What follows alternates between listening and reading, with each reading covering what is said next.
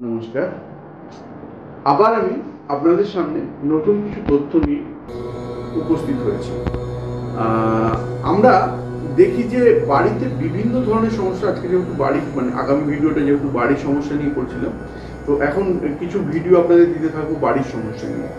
দেখবেন আপনার বাড়িতে নতুন হোক পুরনো হোক, যখনই আপনি ইলেকট্রনিক জিনিস কিনে নিয়ে আসেন, AC, fridge, TV, what ever, ঠিক আছে, যা কিনে নিয়ে আসেন, কিছু না কিছু সমস্যা সবসময় তৈরি হতে থাকে।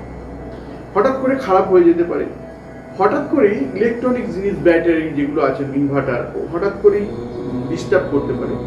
এর পেছনে লক্ষণ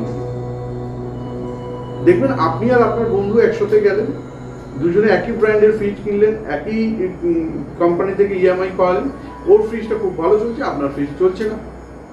আপনার ইলেকট্রনিক জিনিস কেনা মাত্রই কিছু না কিছু প্রবলেম আপনার বাড়িতে লেগে থাকছে, কিছু না কিছু সমস্যা তৈরি হচ্ছে। এর পেছনে কারণ বলবো, তার আগে চ্যানেলটা লাইক, শেয়ার ও কমেন্ট করতে হবে আর সাবস্ক্রাইব করতে হবে।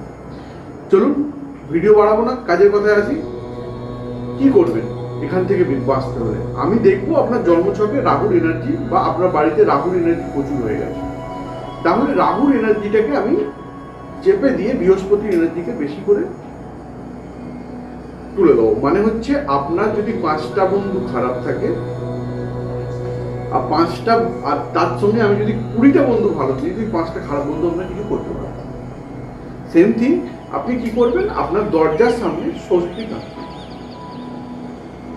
কুমকুমের ফোঁটা দেবেন, প্রতি বৃহস্পতিবার হলুদ গুলবেন, গুলে অনামিকা আঙুল দিয়ে 7টা করে ফোঁটা বাড়ির দরজা, মেন দরজার সামনে দেবেন। বাড়ি সবসময় পরিষ্কার পরিচ্ছন্ন রাখবেন। বারবার বলি, বাড়ি সবসময় পরিষ্কার পরিচ্ছন্ন রাখবেন। খারাপ ইলেকট্রনিক জিনিস বা বাথরুম সবসময় যেন নিট এন্ড ক্লিন থাকে।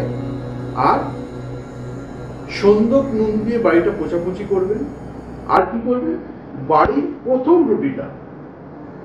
প্রথম রুটিটা অর্ধেক কাককে অর্ধেক কুকুরকে খাওয়াবেন। চলুন, আজকে এইটুকুই।